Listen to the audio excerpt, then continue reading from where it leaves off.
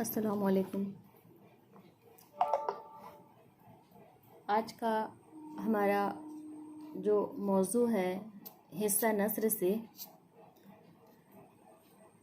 जो कि रामलाल के लिखे हुई एक सफ़रनामा है, ज़र्द पत्तों की बहार।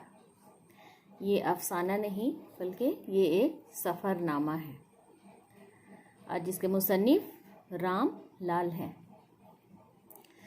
तो इस मौजू में राम लाल ने किन बातों का जिक्र किया है, ये जानने से पहले मैं सबसे पहले बताऊंगी कि सफ़रनामा क्या है, सफ़रनामा किसे कहते हैं। तो सफ़रनामा हमारे ज़माने की एक मकबूल सिन्फ है।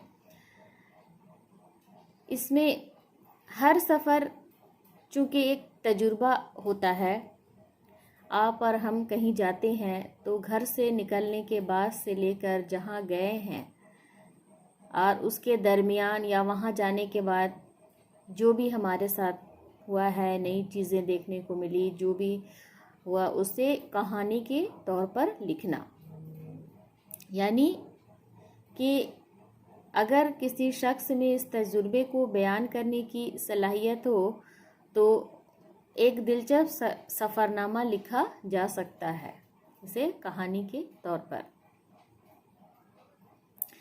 ऐसे पुराने ज़माने में जब मुसाफिर सफ़र से वापस आते थे तो अपने तजुर्बात को अपने दोस्तों अजीज़ों को सुनाते थे।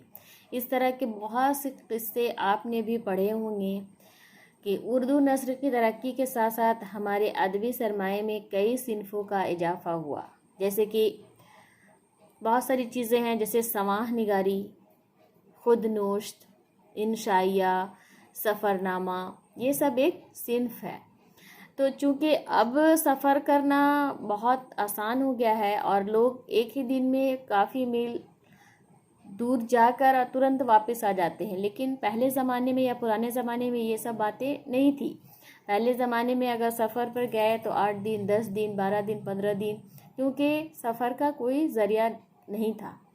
लोग पैदल, घोड़े पर, ये सब चीज़ों पर सफ़र करते थे।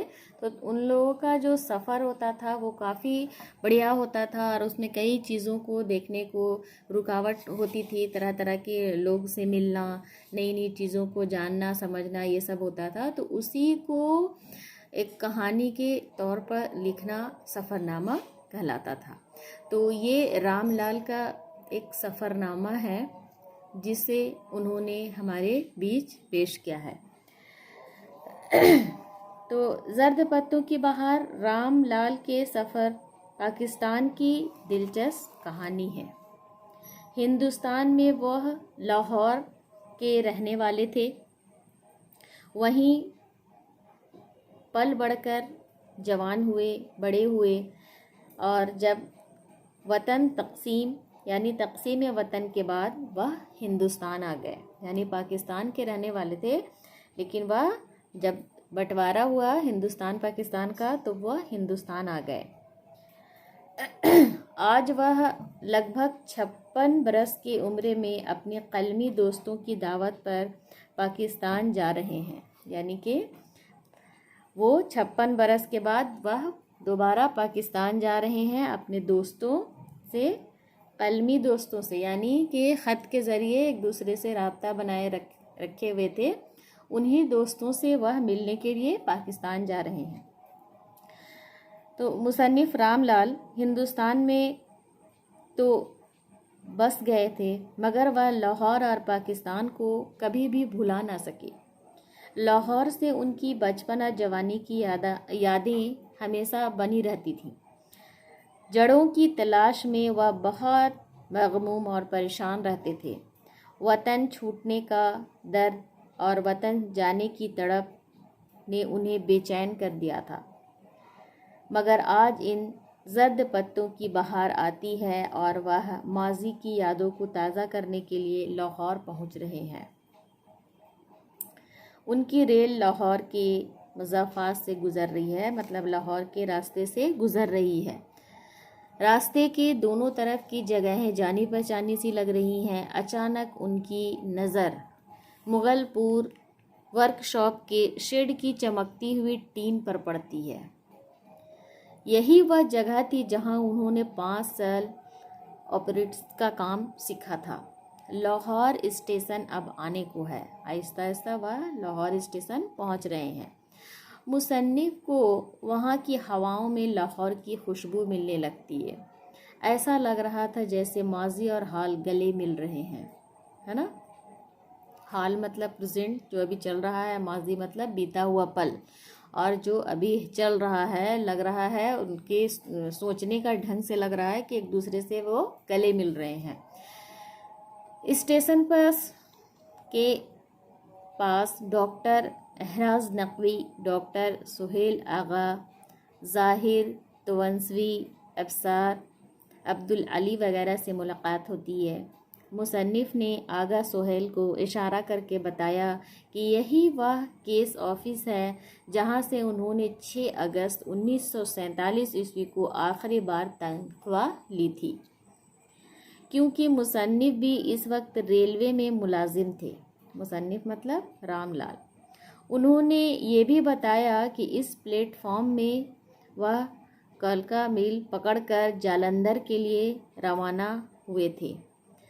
आगा सोहेल के पूछने पर कि लाहौर की कुछ बदा हवा पाया, उन्होंने जवाब दिया, बहुत कुछ तो वही है पर कुछ नया सा भी है। मुसन्निफ़ का क़याम डॉक्टर सुहेल आगा के यहाँ रहा, यानी कि जब वह लाहौर पहुँच गए तो रामलाल डॉक्टर सुहेल आगा के यहाँ ठहरे। दौरान क़याम पाकिस्तान उनकी मुलाकात अहमद नदीम कासमी, मोहम्मद अली सिद्दीकी, राहत सईद, मोहम्मद हुस्न अस्करी, ताहिर रज़ा दी जैसे अदीबों, नक़ादों और अहले कलम से भी हुई। यानी कि जब वह पाकिस्तान में क़याम किए तो अहमद नदीम कासमी, मोहम्मद अली सिद्दीकी वगैरह लोगों से उनकी मुलाकात हुई। मुसन्निफ़ ने सफ़रनामे को बड़े ही मुतासिर और दिलकश अंदाज में लिखा है कि ज़बान व बयान दोनों सादा और रवां हैं। यानी कि उन्होंने ये कहानी बहुत ही आसान अल्फाज में लिखे हैं। तासुरात और तफसीलात भी खूब और वाज़ेह हैं। मुख्तसर ये कि हम उसे एक कामयाब सफ़रनामा कह सकते हैं। यानी कि रामलाल जो कि हमारे इस सफ़रनामे के मुसन्निफ़ हैं, उन्होंने खुद अपनी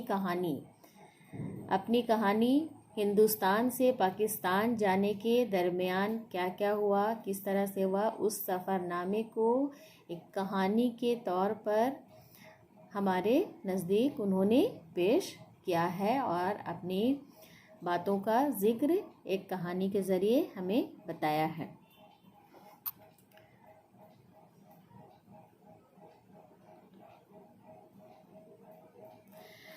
हमारे निसाब में ज़र्द पत्तों की बहार का एक इब्तदाई हिस्सा शामिल है,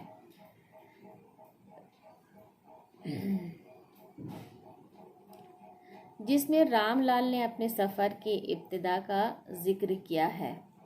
उनका ये सफ़र इस एतबार से बहुत अनोखा है, मुसन्निफ़ ने नई दुनिया की दरियाफ़्त के लिए कहीं नहीं बल्कि अपनी पुरानी यादों को ताज़ा करने के लिए किया था। इसलिए इस सफ़र में माजी और हाल दोनों को गले मिलते नज़र आ रहे हैं। यानी कि हमारे इस सफ़र में उन्होंने माजी का भी हाल बताया और माजी के बारे में भी बताया और हाल में जो चल रहा है उसके बारे में भी जिक्र किया है।